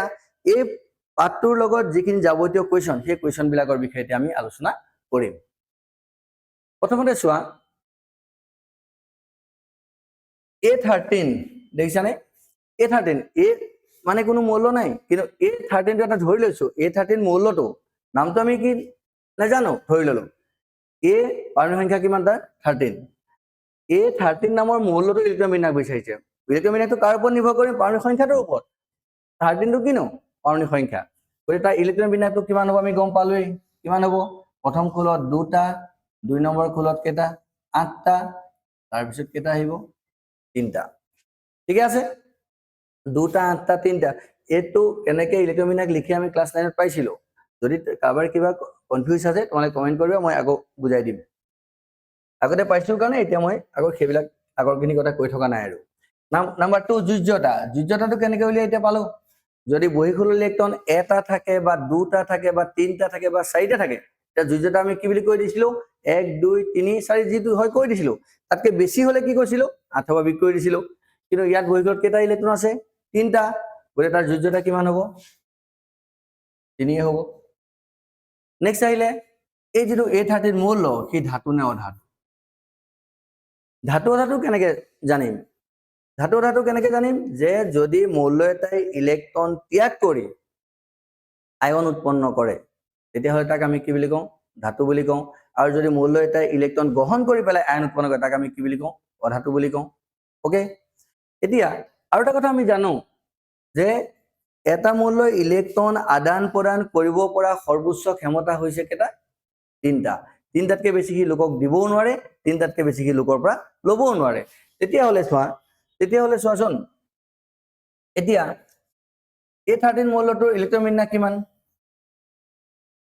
283 বহিকলত কেটা ইলেক্ট্ৰন আছে তিনটা সেই তিনটা লোকক দিব পাৰিব নোৱাৰে পাৰিব যদি লোকক দি পেলাই আয়ন উৎপন্ন কৰে তেতাক আমি কি বুলি কওঁ ধাতু বুলি কওঁ আৰু লোকৰ পৰা লৈ পেলাই যদি আয়ন উৎপন্ন কৰে তেতাক আমি অধাতু বুলি কওঁ গতিকে A13 মৌলটোৰ বহিকলত তিনটা ইলেক্ট্ৰন আছে সেই লোকক তিনটা ইলেক্ট্ৰন ত্যাগ কৰিব পাৰিব ফলত বহিকলত ইলেক্ট্ৰন তিনটা ত্যাগ কৰিলে ত্যাগ কৰাৰ কাৰণে তাক আমি কি বুলি ক'ব পাৰিম তাক আমি ধাতু বুলি ক'ব পাৰিম কি বুলি কম ধাতু বুলি কম ওকে তাৰপিছত আহিলে বহিকলৰ ইলেক্ট্ৰনৰ সংখ্যা বহিকলৰ ইলেক্ট্ৰন কেটা আছে এটা বহিকলৰ ইলেক্ট্ৰনে বিবেচনা কৰি আছে বহিকলৰ ইলেক্ট্ৰন কেটা আছে বুলি কয় আমি কেটা বুলি কম বহিকলৰ ইলেক্ট্ৰনৰ সংখ্যা তিনটা বহিকলটোৰ নাম আমি 9ত পঢ়িছিলো প্ৰথম ফুলটো কে পিছৰটো কি এল তাৰ পিছৰটো কি এম তাৰ পিছৰটো কি এন এনেকে ফুলবিলাক আছিলে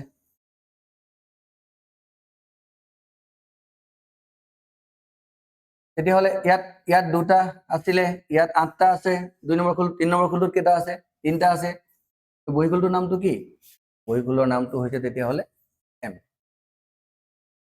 ওকে নেক্সট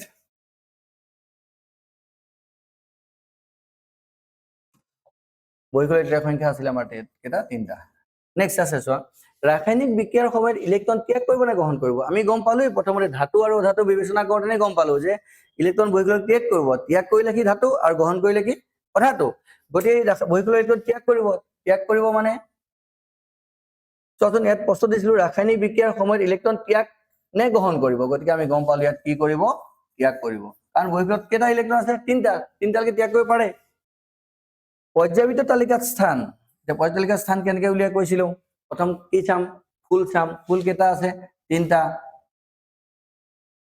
ফুলৰ সংখ্যা পৰ্যায় বুজায় অৰ্থাৎ তৃতীয় পৰ্যায় হ'ব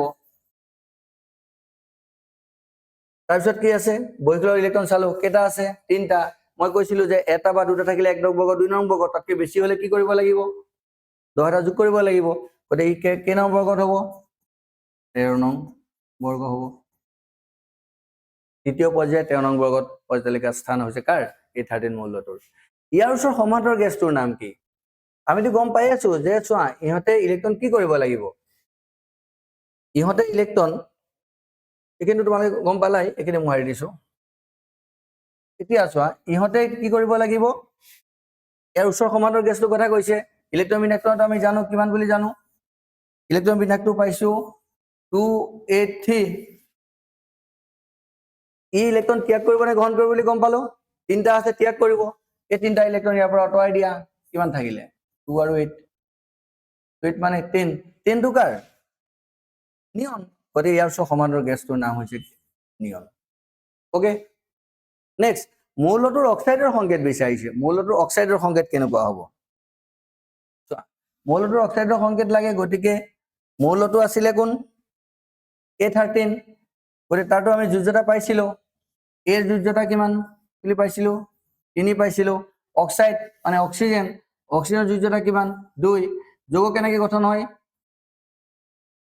এটা সলনি হ'ব কি হ'ব A2O3 অৰ্থাৎ মৌলটোৰ অক্সাইডৰ সংকেতটো কি হৈ গ'ল A2O3 নেক্সট মৌল এ কেনে ধৰণৰ যৌগ আইনীয় যৌগ নে সহযোগী যৌগ গঠন কৰিব নিৰ্ণয় কৰিব লাগে কেনে ধৰণৰ যৌগ গঠন কৰিব চোৱা ইলেক্ট্ৰন আদান প্ৰদানৰ যোগেদি যিবোৰ যৌগ গঠন হয় সেইবোৰ আইনীয় যৌগ আৰু ইলেক্ট্ৰন ভাগ বতৰা কৰি পেলাই যিবোৰ যৌগ গঠন হয় সেইবোৰ হৈছে সহজ যৌগ কিন্তু A13 আছে এই ইলেক্ট্ৰন ত্যাগ কৰিব পাৰিব অৰ্থাৎ আদান প্ৰদান কৰিব পাৰিব নোৱাৰে পাৰিব গতিকে সেই যৌগটোৰ নাম কি হ'ব আয়নীয় যৌগ ঠিক আছে কথাখিনি বুজি পালা চোৱা এই গোটেই পাঠটোৰ লগত যাৱতীয় কথাখিনি এই কুৱেশ্যনটোতে সোমাই আছে পৰীক্ষাত আহোঁতে তোমালোকৰ একেলগে 10টা কুৱেশ্যন নাহে ইয়াৰ কোনোবা এটা বা দুটা আহিব কিন্তু গোটেই পাঠটোৰ লগত যাৱতীয় কথাখিনি ইয়াতে সোমাই আছে আকৌ এবাৰ কৰিছো ইলেক্ট্ৰমিনাৰটো উলিয়াব পাৰিবাই সেইটো আমি আগতে পাই আহিছো যুদ্ধত ক'লোৱেই বহিকলৰ ইলেক্ট্ৰন চাম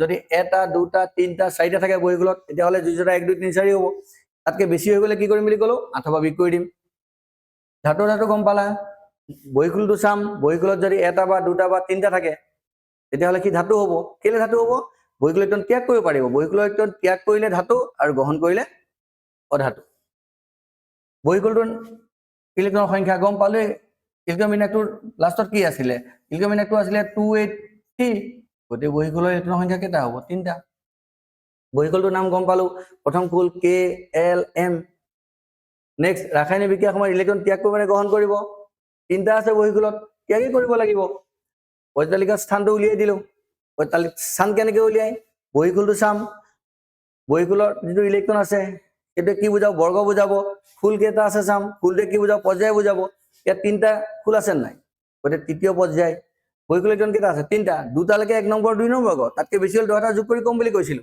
গতিকে কেই নম্বৰ বৰ্গ হ'ব এইটো 13 নম্বৰ বৰ্গ অৰ্থাৎ তৃতীয় পৰ্যায় 13 নম্বৰ বৰ্গত স্থান আছে কাৰ A13 ইয়াৰ ওচৰৰ সমান্তৰাল গেছটোৰ কথা কৈছিলো ইয়াৰ ওচৰৰ সমান্তৰাল গেছ হ'বলৈ হ'লে বহিকল ইলেক্ট্ৰন ত্যাগ কৰিলে কি হ'ব 2 আৰু 8 থাকিব 8 2 10 10 টো কাৰ নিয়নৰ নেক্সট মৌলটোৰ অক্সাইডৰ সংকেত ক'লো চোৱা মৌলটো A13 টো কাৰণো পাৰমাণৱিক সংখ্যা এলুমিনিয়ামৰ কিন্তু মই এলুমিনিয়াম বুলি কৈ দিব নোৱাৰো কাৰণ মৌলটোত এলুমিনিয়াম আমাক কৈ দিয়া নাই নহয় কৈছে A বুলিহে গতিকে আমি ইয়াত A বুলিয়ে প্ৰকাশ কৰিছো দেখিছানে ইয়াৰ যোজ্যতা 3 অক্সিজেনৰ যোজ্যতা 2 অক্সাইডৰ সংকেত বিচাৰিছে কাৰণে অক্সিজেনৰ লগত বিক্ৰিয়া কৰিলো বিক্ৰিয়া কৰিলে যোজ্যতাকেইটা সলনি হৈ গ'ল A2 O3 মৌল A কেনে ধৰণৰ যৌগ গঠন কৰিব সেইটো কেনেকৈ গম পাইছো যে ইলেক্ট্ৰন আদান প্ৰদানৰ যোগেদি যৌগ গঠন কৰিলে কি যৌগ বুলি ক'লো আয়নীয় যৌগ আৰু ইলেক্ট্ৰন ভাগ বতৰা কৰি পেলাই যৌগ গঠন কৰি তাক আমি কি বুলি ক'ম সহজ যৌগ ইয়াত ইলেক্ট্ৰন কি কৰিব ত্যাগ কৰিব পাৰিব ভাগ বতৰা কৰিবলগীয়া হোৱা নাই গতিকে আয়নীয় যৌগ হ'ব লাগিব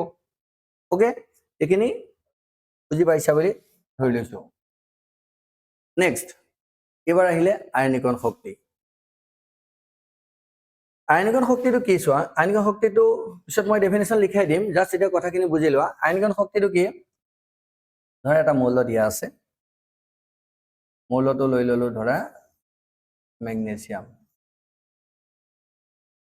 আৰু এটা মৌল লৈ ললো এইটো ধৰা পটাছিয়াম এতিয়া ইয়াত প্ৰথম খোলত দুটা তাৰ পিছৰ খোলত 8টা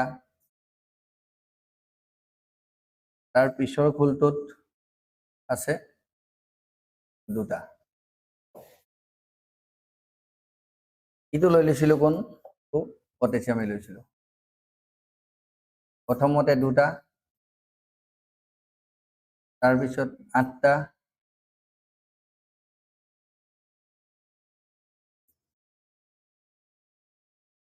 তাৰ পিছত আকৌ 8টা আহিব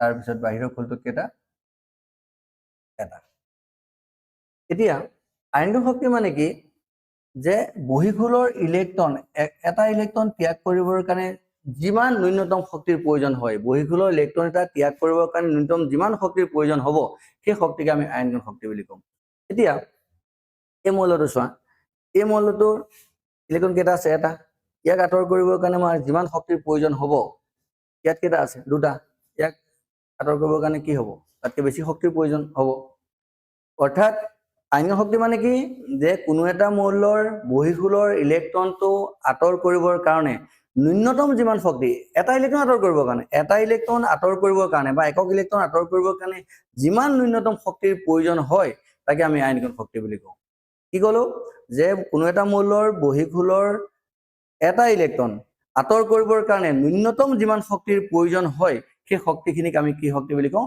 আয়নীকৰণ শক্তি বুলি কওঁ এতিয়া চোৱা ইয়াত আছে এটা ইয়াত বহিঃখোলত কেইটা আছে দুটা ইয়াত যিমান শক্তিৰ প্ৰয়োজন হ'ব ইয়াত শক্তিটো তাতকৈ কি হ'ব বেছি লাগিব আৰু ইয়াত চোৱা ফুলৰ সংখ্যা কিমান আছে 4টা আছে ইয়াত ফুলৰ সংখ্যা কেইটা আছে 2টা আছে 3টা আছে ফুলৰ সংখ্যা বহিঃখোলত ইলেক্ট্ৰন 2টা বহিঃখোলত ইলেক্ট্ৰন এটা আমাক ইয়াত কৈছে আণবিক শক্তিটো কি বস্তু গম পালা নহয় যে কোনো এটা মৌলই তাৰ বহিঃখোলৰ ইলেক্ট্ৰনটো আঁতৰ কৰিবৰ কাৰণে বা এটা ইলেক্ট্ৰন আঁতৰ কৰিবৰ কাৰণে যিমান ন্যূনতম শক্তিৰ প্ৰয়োজন হ'ব তাকে আমি কি বুলি কওঁ আয়নিকণ শক্তি বুলি কওঁ এতিয়া ইয়াত কৈছে যে তলৰ কোনটো মৌলৰ আয়নিকণ শক্তি আটাইতকৈ কম এতিয়া পটাছিয়ামটো ইলেক্ট্ৰন বিন্যাসটো উলিয়াই চাওঁ 2 8 8 1 কেলছিয়ামৰ 2 8 8 2 মেগনেছিয়ামৰ চাওঁ 2 8 2 সোডিয়ামৰ 2 8 1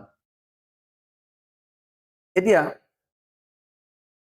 ইয়াত চোৱা এই দুটাটো বেছি লাগিবই কাৰণ বহিঃখোলত দুটা ইলেক্ট্ৰন আছে এটা ইলেক্ট্ৰন আঁতৰ কৰিব পৰা শক্তিটোকে আয়নিকণ শক্তি বুলি কওঁ গতিকে মোৰ এনসাৰটো পটাছিয়াম বা সোডিয়ামৰ ভিতৰত কোন হ'ব লাগিব এটা কথাটো হ'ল কি ইয়াত চোৱা ফুলৰ সংখ্যাটো কম আছে ইয়াত এক নিউক্লিয়াছৰ পৰা ওচৰত আছে ইয়াত নিউক্লিয়াছৰ পৰা কি আছে দূৰত আছে গতিকে এই নিউক্লিয়াছৰ পৰা দূৰত আছে আৰু ইলেক্ট্ৰন এটাহে আঁতৰাব লাগে গতিকে কি হ'ব আয়নিক শক্তি কাৰ কম পটাছিয়ামৰ আটাইতকৈ আয়নিক শক্তি কম কি ক'লো বুজি পাইছা আয়নিক শক্তি কি বস্তু যে কোনো এটা মৌলই তাৰ বহিঃখোলৰ ইলেক্ট্ৰনটো আঁতৰ কৰিবৰ কাৰণে ন্যূনতম যিমান শক্তিৰ প্ৰয়োজন হয় তাকে আয়নিকণ শক্তি বুলি কওঁ আয়নিকণ শক্তিটো এটা ইলেক্ট্ৰন আঁতৰ কৰিবৰ কাৰণে ন্যূনতম শক্তিৰ প্ৰয়োজন সেইটোকে আয়নিকণ শক্তি ইয়াত দুটা ইলেক্ট্ৰন আঁতৰ কৰিবৰ কাৰণে গতিকে ইয়াত যিমান শক্তি লাগিব সোডিয়ামৰ কি হ'ব এটা আছে ইয়াত কম শক্তিৰ প্ৰয়োজন হ'ব কিন্তু ইয়াত কি হ'ব তাতকৈ অলপ বেছি শক্তি লাগিব বা পটাছিয়াম আৰু কেলছিয়ামৰ ক্ষেত্ৰত কি হ'ব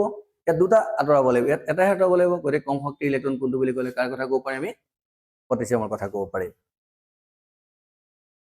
নেক্সট আকৌ চোৱা পৰমাণুৰ এম কক্ষত থকা সৰ্বাধিক ইলেক্ট্ৰনৰ সংখ্যা এইটো আমি জানোৱেই কেনেকৈ জানো চোৱা এইটো নিউক্লিয়াছটো প্ৰথম খোলতটো দুটা থাকে তাৰপিছত কেইটা থাকে 8টা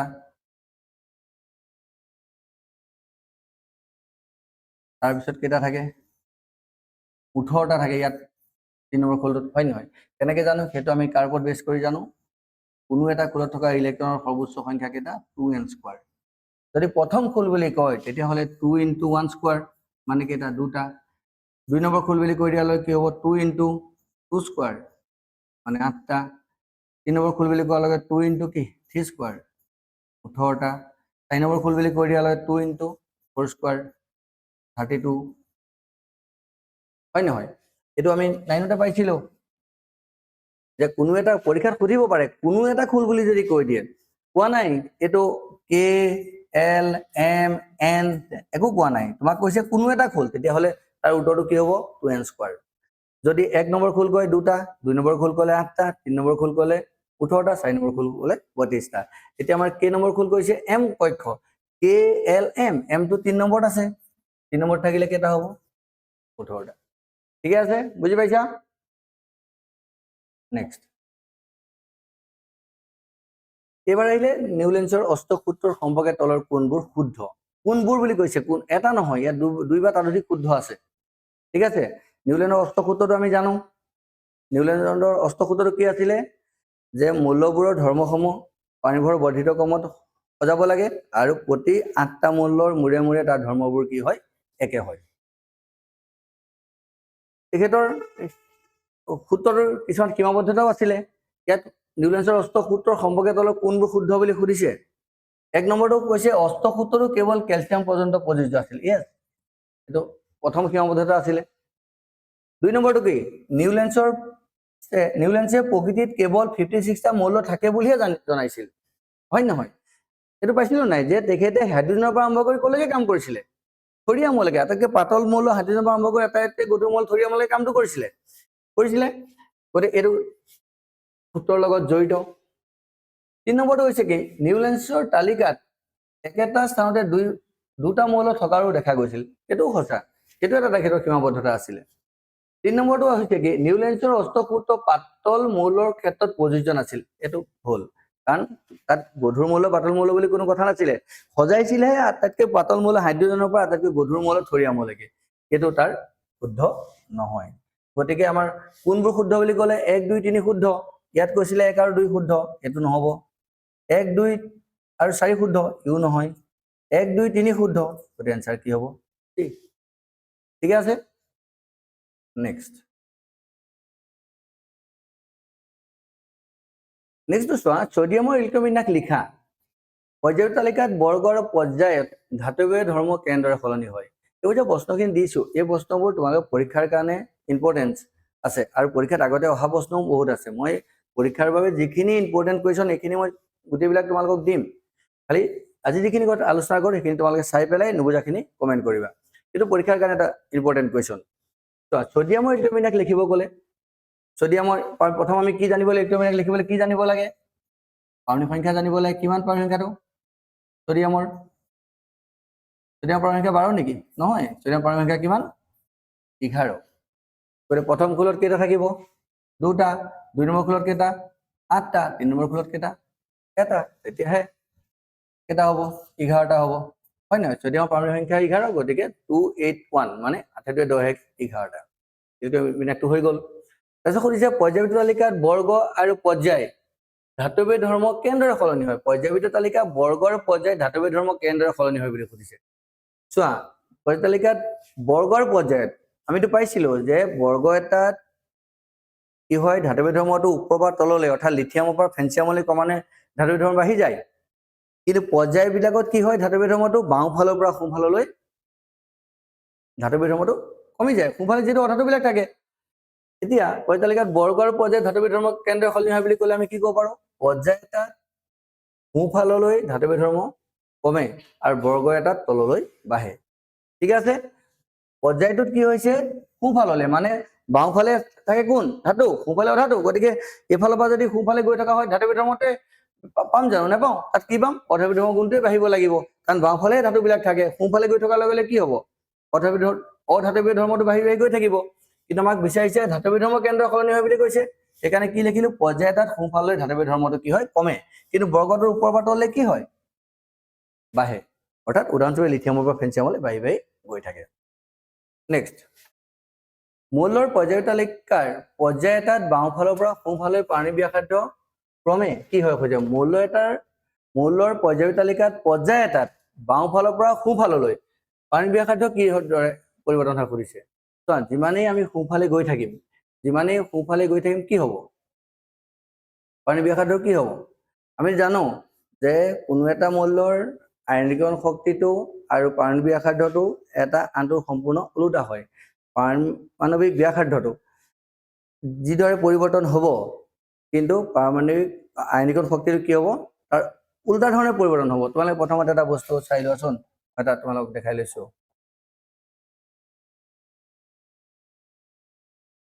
এইটো চোৱা, আয়নীকৰণ শক্তি আৰু পাৰণিক ব্যাসাৰ্ধৰ সম্পৰ্ক এটা আছে। কি আছে? পাৰমাণৱিক ব্যাসাৰ্ধ কমিলে আয়নীকৰণ শক্তি কি হয়? বাঢ়ে। আৰু পাৰণিক ব্যাসাৰ্ধ বাঢ়িলে আয়নীকৰণ শক্তিটো কি হয়? কমে। ঠিক আছে? কি পালো? পাৰণিক ব্যাসাৰ্ধ যদি কমে তেতিয়াহ'লে আয়নীকৰণ শক্তিটো কি হ'ব লাগিব? বাঢ়িব লাগিব। আৰু পাৰণিক ব্যাসাৰ্ধ যদি বাঢ়ে আয়নীকৰণ শক্তিটো কি হয়? কমে। আয়নীকৰণ শক্তিটো কি আছিলে? বহিঃকুলৰ ইলেক্ট্ৰনটো আঁতৰাবৰ কাৰণে যিমান শক্তিৰ প্ৰয়োজন হয় সেইটো আয়নীকৰণ শক্তি। কিন্তু পাৰণিক ব্যাসাৰ্ধটো কি আছিলে? নিউক্লিয়াছৰ পৰা বহিঃকুলৰ ইলেক্ট্ৰনটোৰ মাজৰ দূৰত্বটোক আমি কি বুলি কওঁ? পাৰণিক ব্যাসাৰ্ধ বুলি কওঁ। এতিয়া আমাৰ প্ৰশ্নটো হৈছে কি? প্ৰশ্নটো আছিলে কি আমাৰ?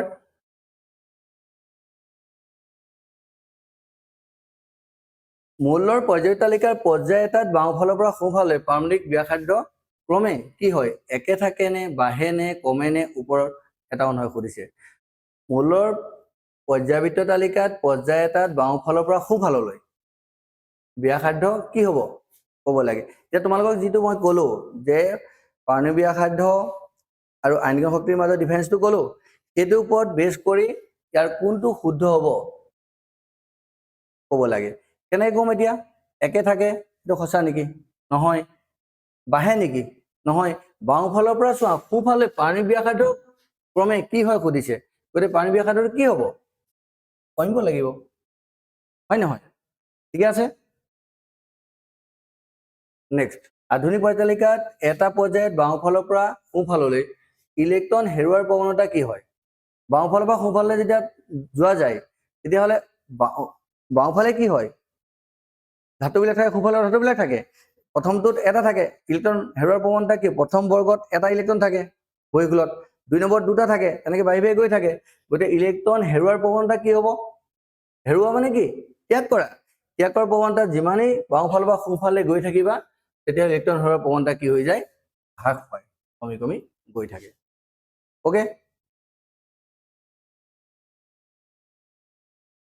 নেক্সট, পাৰমাণবিক আকাৰ কি সুধিছে? পাৰমাণবিক আকাৰটো কি? পাৰমাণবিক ব্যাসাৰ্ধকে আমি কি বুলি ক'ব পাৰোঁ? পাৰমাণবিক আকাৰ বুলি ক'ব পাৰোঁ।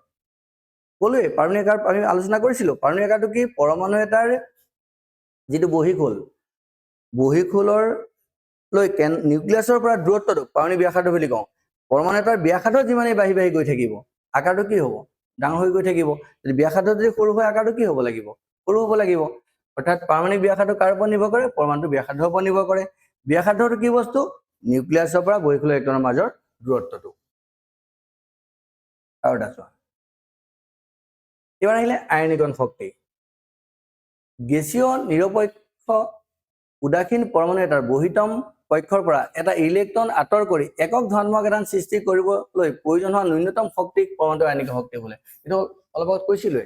মই শ্বৰ্টকাট তেতিয়া বুজিবৰ কাৰণে শ্বৰ্টকাট কি বুলি কৈছিলোঁ যে পৰমাণু এটাৰ বহিখোলৰ ইলেক্ট্ৰনটো আঁতৰাব কৰিবৰ কাৰণে ন্যূনতম যিমান শক্তি লাগে সেইটোকে আয়নীকৰণ শক্তি বুলি কৈছিলোঁ। কিন্তু আমি ডেফিনেশ্যন হিচাপে যদি লিখিব বিচাৰোঁ তেতিয়া এনেকৈ লিখিবা, গেছীয় নিৰপেক্ষ উদাসীন পৰমাণু এটাৰ বহিতম কক্ষৰ পৰা এটা ইলেক্ট্ৰন আঁতৰ কৰি একক ধনাত্মক আধান সৃষ্টি কৰিবলৈ প্ৰয়োজন হোৱা ন্যূনতম শক্তিক পৰমাণুৰ আয়নীকৰণ শক্তি বোলে। পৰ্যায় এটাত বাওঁফালৰ পৰা সোঁফাললৈ আয়নীকৰণ শক্তি বাঢ়ে, আনহাতে বৰ্গ এটাত ওপৰৰ পৰা তললৈ কমে। এইটো পৰীক্ষাত সোধে যে আয়নীকৰণ শক্তিৰ পৰিৱৰ্তন কেনেদৰে হয়, তেতিয়া আমি ক'ব লাগিব পৰ্যায় এটাত বাওঁফালৰ পৰা সোঁফাললৈ আয়নীকৰণ শক্তি কি হয়? বাঢ়ে, আনহাতে বৰ্গ এটাত কি হয়? ওপৰৰ পৰা তললৈ কমে। ওকে, নেক্সট, পাৰমাণবিক ব্যাসাৰ্ধটো আকৌ মই নোট হিচাপে লিখি দিছোঁ, বুজাই দিয়া হৈছে, আকৌ কিন্তু তোমালোকে এইটো লিখি ল'বা। পাৰমাণবিক ব্যাসাৰ্ধটো কি বস্তু? পৰমাণু এটা নিউক্লিয়াছৰ পৰা বহিঃকক্ষ ইলেক্ট্ৰনৰ মাজৰ দূৰত্ব পাৰমাণবিক ব্যাসাৰ্ধ বোলে। বৰ্গ এটাত পাৰমাণবিক ব্যাসাৰ্ধ কি হয়? বাঢ়ে। ক'লোৱে ন, বৰ্গ এটাত কি হয়? পাৰমাণবিক ব্যাসাৰ্ধ বাঢ়ে, আনহাতে পৰ্যায় এটাত পাৰমাণবিক ব্যাসাৰ্ধ কমে। নেক্সট, এইটো এইমাত্ৰ আলোচনা কৰিছিলোঁ আয়নীকৰণ শক্তি আৰু পাৰমাণবিক ব্যাসাৰ্ধৰ সম্পৰ্কটো। এইটো মনত ৰাখিবা, ইয়াৰ এটা মনত ৰাখিলে হ'ল, পাৰমাণবিক ব্যাসাৰ্ধ কি হয়? ব্যাসাৰ্ধ কমিলে আয়নীকৰণ শক্তি কি হয়? বাঢ়ে। আমি সেইটো মনত ৰাখিলে হ'ল। তাৰ উল্টা বুলি এইটো কৈছিলোঁ নাই, যেতিয়া পাৰমাণবিক ব্যাসাৰ্ধ বাঢ়ে আয়নীকৰণ শক্তি কি হয়? ব্যাসাৰ্ধ বাঢ়িলে আয়নীকৰণ শক্তি কমে। দেখিছানে, ব্যাসাৰ্ধডাল বাঢ়ি গ'লে মানে পৰমাণুটো ডাঙৰ হৈ গ'লে, যদি পৰমাণুটো আকাৰ ডাঙৰ হৈ গৈ থাকে তেতিয়াহ'লে নিউক্লিয়াছৰ পৰা বহিখোললৈ কি হৈ যাব? দূৰত্ব বাঢ়ি বাঢ়ি গৈ থাকিব। দূৰত্বটো বাঢ়ি যোৱা মানে কি? আয়নীকৰণ শক্তিটো কমি যাব। অৰ্থাৎ ব্যাসাৰ্ধ যিমানেই কমিব আয়নীকৰণ শক্তি সিমানেই বাঢ়িব, আৰু ব্যাসাৰ্ধ যিমানেই বাঢ়িব আয়নীকৰণ শক্তি সিমানেই কমিব। নেক্সট, আৰু এটা চোৱা, ডবাইনৰ টাইডে আমাক কি দেখুৱায়? আমি আলোচনা কৰিলোঁ ডবাইনৰ টাইডৰ বিষয়ে। ডবাইনৰ টাইডে কি দেখুৱায়? ডবাইনে দেখুৱাইছিল যে টাইড এটাৰ মৌল 3টা, সিহঁতৰ পাৰমাণৱিক ভৰৰ বৰ্ধিত ক্ৰমত সজালে মাজৰটোৰ পাৰমাণৱিক ভৰ আন দুটা মৌলৰ পাৰমাণৱিক ভৰৰ গড় মানৰ কি হয়? সমান হয়। এইখিনি বুজা আছে? এইটো পৰীক্ষাত আহিছিলে কাৰণে মই লিখাই দিছোঁ। ঠিক আছে, ইয়ালৈকে তোমালোকে আজি ভালদৰে চাবা। যদি কিবা কনফিউজ হয় তেতিয়াহ'লে মোলৈ কমেণ্ট কৰিবা, আৰু ইয়াৰ পিছৰ কুৱেশ্যন এনচাৰখিনি আমি নেক্সট ক্লাছত আলোচনা কৰিম। Thank U.